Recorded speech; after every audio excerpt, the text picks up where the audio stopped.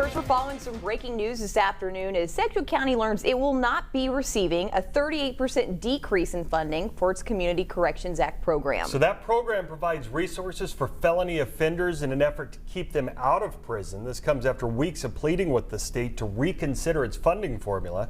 Brock Wilson joins us with more on today's announcement. Brock?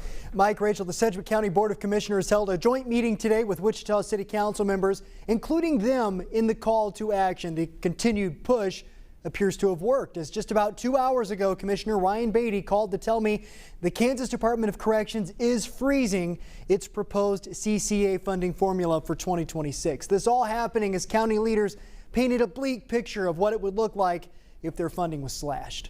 Doing this work with 40% less budget will be nearly impossible. The Sedgwick County Corrections Department sounding the alarm on community corrections funding. We think this is going to send us back 30 years to what our programs will look like. Will be essentially supervision and monitoring. Corrections Director Stephen Stonehouse says right now Sedgwick County is accepting more inmates from other areas while staring down the barrel of a cut to services. The folks who are actual residents in Sedgwick County who are being sentenced by this court will more than likely have a greater chance of going to prison, and then the other jurisdictions can still send those 300 people here. That's why local leaders have been pushing for a boost in funding, not a decrease. We want to make sure that Wichita and Sedgwick County stay safe, so we need a pause in this new funding model. We need resources, we need programming, we need staff, and when that is taken away, when that is diminished and we're under-resourced, it's a challenge, and it's a public safety challenge. Aided by testimony from the district attorney and the county sheriff. We already house low-level felonies